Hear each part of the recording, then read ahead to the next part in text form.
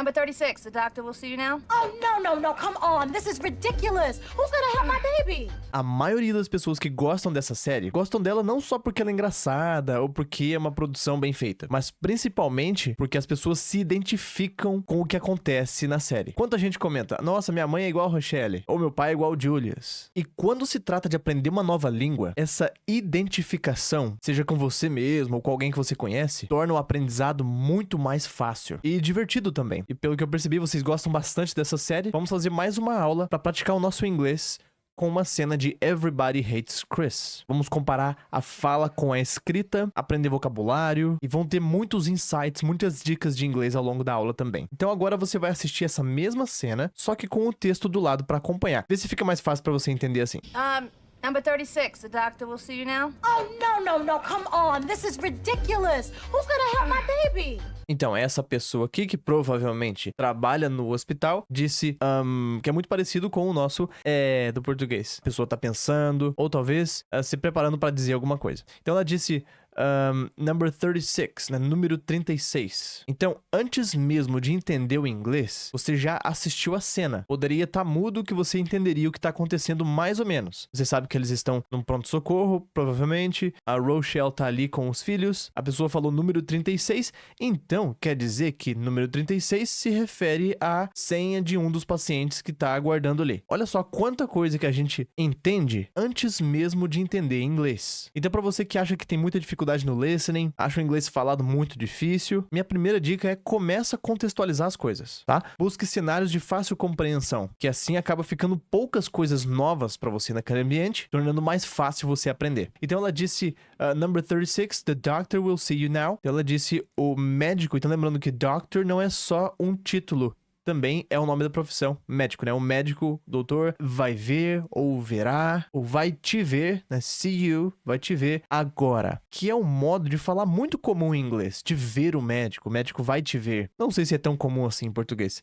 Em inglês, se tem alguém passando mal, pode chegar alguém e falar assim, nossa, você tá passando mal, é melhor você ver um médico. É muito usado o verbo ver o médico. É um modo de dizer muito comum em inglês, então vai se acostumando. Aí pode surgir aquela pergunta, Gabriel, e se eu quiser dizer literalmente ir ao médico, ir ao hospital, vai fazer sentido também? Vai. Numa situação de emergência, se você falar de qualquer outra forma, vai ficar claro que você precisa de atendimento. Apesar de existir sim uma diferença entre see the doctor and go to the doctor, mas não vamos aprofundar nisso nessa aula aqui. Aí a Rochelle ficou indignada, né? O tom de voz dela, o jeito que ela reagiu ali, você já percebe que ela não gostou de ter ouvido o que a pessoa falou. Oh, no, come on. Se você não sabe o que come on significa, eu vou pedir pra você assistir de novo essa cena e que você adivinhe. Eu tenho certeza que você vai acertar o que come on quer dizer. Não traduzindo para português, porque pode não ter uma expressão exatamente equivalente a essa. Porém, você vai entender o que ela quis expressar. E eu sugiro você fazer esse exercício porque o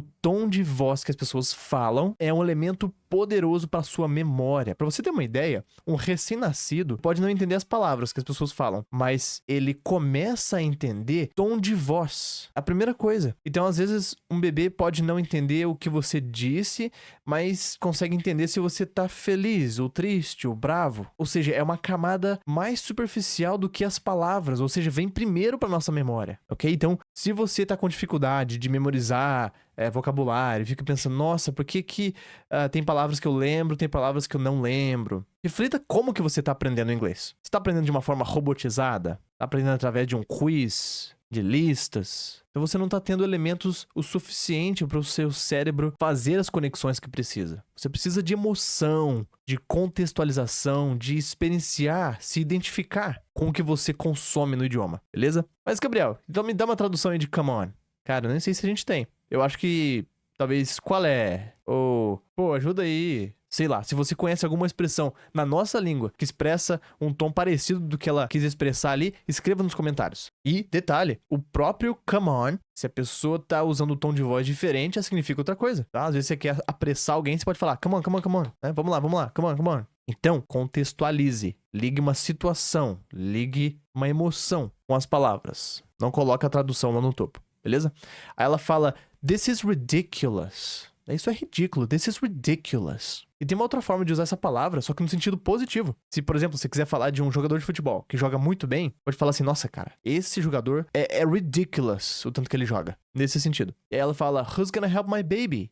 Who's seria who is, abreviado aqui, parece outro who's que a gente tem também em inglês. Gonna, going to, mesma coisa, gonna, going to help my baby. E ela não fala tipo my baby, fala my baby. Depois note como que ela falou. Então quem que vai ajudar o meu bebê? Ela não tá com nenhum bebê ali, porém é uma forma carinhosa de chamar os filhos dela. My baby. Vamos lá então pra continuação da cena. That man's been shot. Well, just because she's not shot doesn't mean she isn't hurt.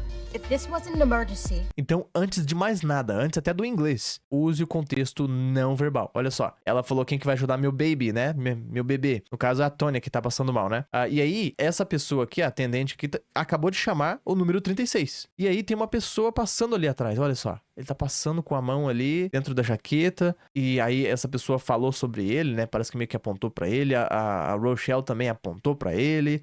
Olha só quanta coisa não verbal, quanta coisa que dá pra entender.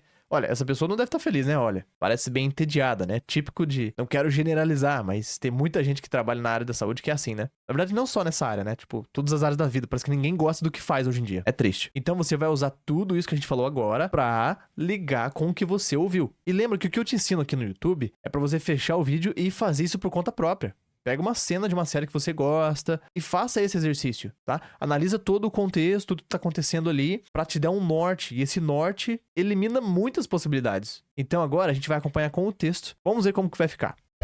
That man's been shot. Well, just because she's not shot doesn't mean she isn't hurt. If this wasn't an emergency. Ok, então a pessoa que tá atendendo aqui diz that man's been shot. E esse apóstrofe S aqui não é is. Nem sempre apóstrofe S vai ser is. Nesse caso é has. Então seria that man has been shot. Se eu traduzir ao pé da letra, vai ficar assim, ó. Aquele homem foi atirado, baleado, levou um tiro. Em formas diferentes de traduzir isso aqui. Mas o enrosco verdadeiro acontece aqui no has been, que é o famoso present perfect. Muita gente tem essa dificuldade. E se você é uma dessas pessoas que tem essa dificuldade, aqui no canal já tem um vídeo para acabar com qualquer dúvida sobre o present perfect. Coloquei todas as possíveis aplicações desse princípio gramatical, que é tão novo pra gente, né? Uma coisa que não tem tanto em português. Então uma tradução bem precisa seria: esse homem foi baleado. Mas, Gabriel, that significa aquele, você traduziu como esse. E o que tem? É a mesma coisa? Não, não é a mesma coisa. Aquele é que tá longe, né? Esse é o que tá perto. Isso mesmo. Então, é justamente o que eu vou recomendar você fazer. Se apega ao sentido das palavras, não à tradução delas. Porque muitas vezes a gente chama algo que tá um pouco longe de esse, né? E aí, em inglês, acaba sendo um pouquinho mais radical. Por exemplo, se alguma coisa tá na sua TV e você quer falar, tipo, esse time tá jogando, em inglês não é esse mais. Seria that, porque tá longe. Além de levar em conta apenas a tradução, tipo, esse é this e aquele é that, pensa assim, ó. Se você quiser falar esse, essa, isso, aquele, aquilo, aquela, coloca tudo numa sacola só. Se você quer apontar ou se referir a alguma coisa que tá na sua mão, com você, é this. Se alguém ou alguma coisa que já tá um pouquinho longe, tá na TV ou tá no passado, já vai chamar de that. Fica bem mais fácil assim, que é basicamente assim que funciona o nosso cérebro, né? O nosso cérebro não funciona à base de tradução. Daí, a Rochelle comenta, well, bom, just because, só porque she's not shot. Olha só, então aqui ela já falou no presente. Só porque ela não está baleada, não significa doesn't mean. Mean também é querer dizer, então não quer dizer que, cadê o quê? Seria that. Eu já comentei em outras aulas que, na maioria das vezes, ele é oculto, então se acostuma com a falta dele. E se você quiser falar ele, tudo bem, não tá errado. Não quer dizer que ela não esteja machucada. Mas, Gabriel, isn't é não está, e você falou não esteja. E, de novo, o que muda? Seja sincero, na prática, o que muda? Bom, pode mudar muita coisa se você estiver fazendo uma prova, se você tiver que traduzir precisamente essa expressão, e aí isso vai exigir um conhecimento até do português mais elevado. Mas se a sua intenção é não ser um estudante de inglês, mas ser um falante, vou até chamar de usuário do idioma, isso não faz a mínima diferença. O inglês é uma língua mais simplificada. Então, o não está e não esteja é uma coisa só. Que notícia boa, né? Vamos lá então, continuando a cena. If this wasn't an emergency, we wouldn't have to come to the emergency room. é uma parte que tem menos contexto não verbal. Claro, dá pra ver que a Rochelle tá nervosa, e dá pra usar o começo da cena como contexto pra agora. Afinal, é a continuação da conversa. Vamos então agora acompanhar com o texto.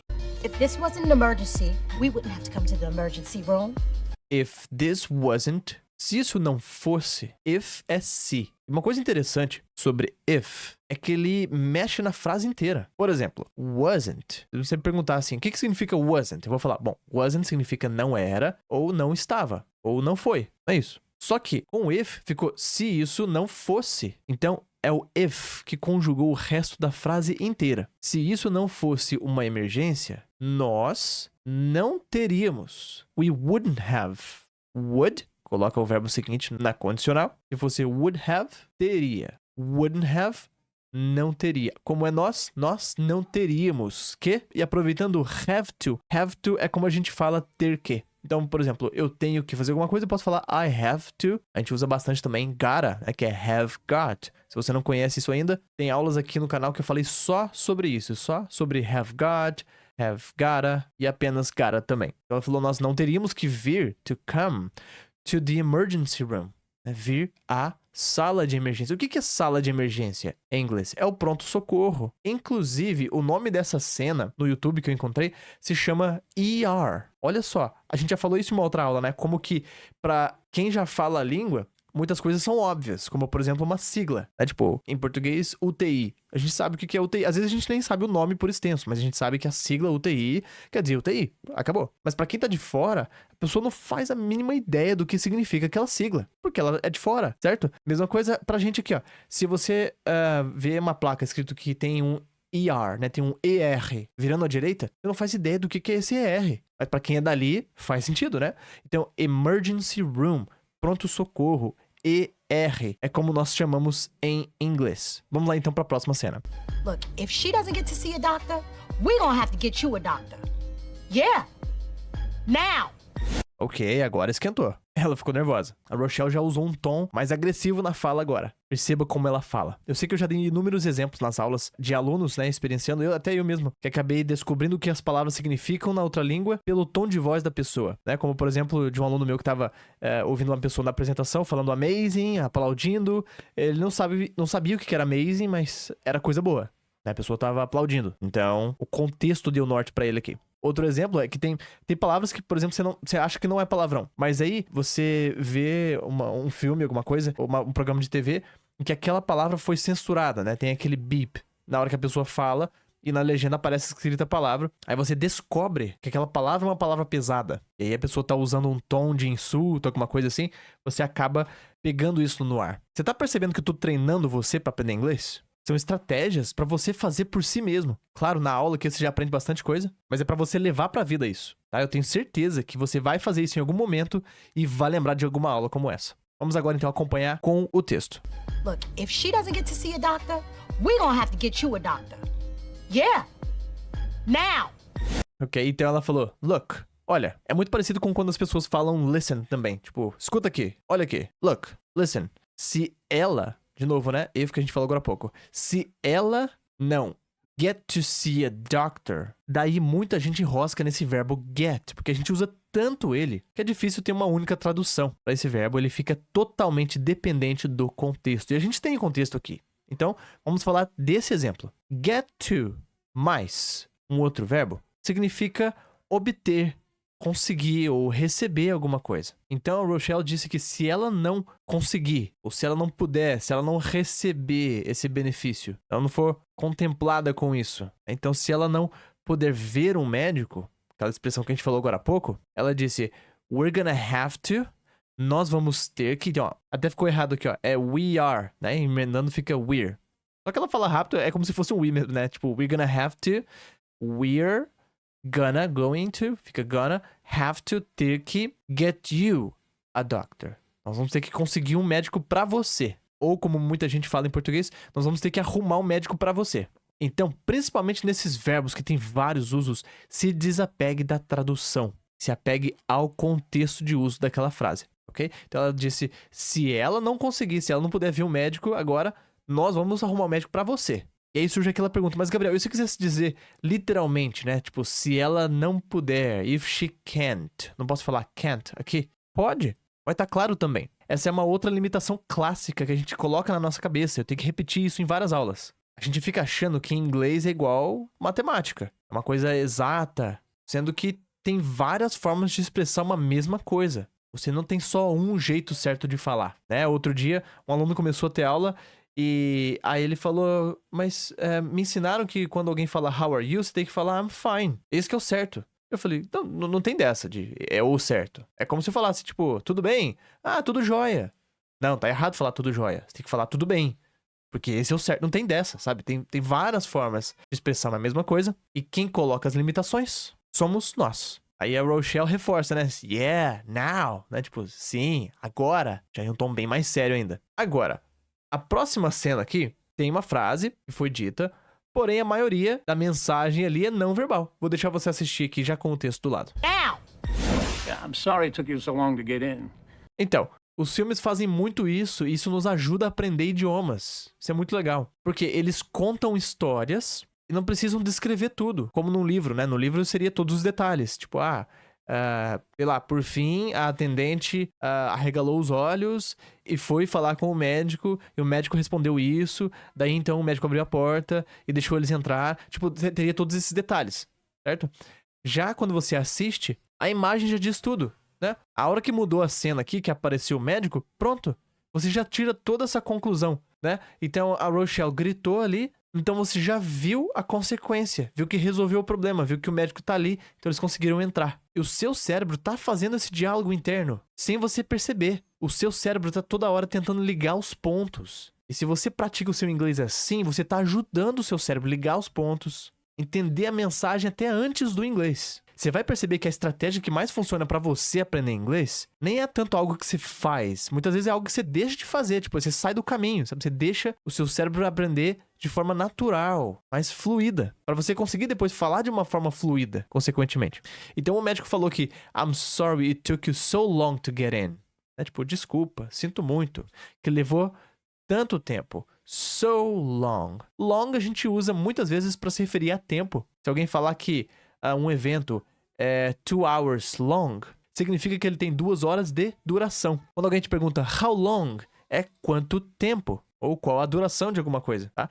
Então ele disse, desculpa que levou tanto tempo pra entrar, to get in. E você já tá aqui atrás, né? Então, desculpa que você levou, né? Pra você levou tanto tempo pra entrar, to get in. Muito obrigado por você ter chegado até aqui. Não é qualquer um que está interessado realmente no inglês para assistir uma aula até esse ponto. Então, se você chegou, já sabe, eu estou fazendo a chamada aqui. Eu vou pedir para você escrever presente aqui embaixo, marque a sua presença. Também pode comentar alguma coisa que você gostou. Se não entender alguma coisa e quer que eu explique melhor alguma outra aula, esse espaço aqui embaixo é para você fazer isso. E se você quer assistir mais aulas como essa, eu vou deixar aqui 2 sugestões. Eu tenho certeza que você vai gostar. Te vejo na próxima aula. Tchau, tchau.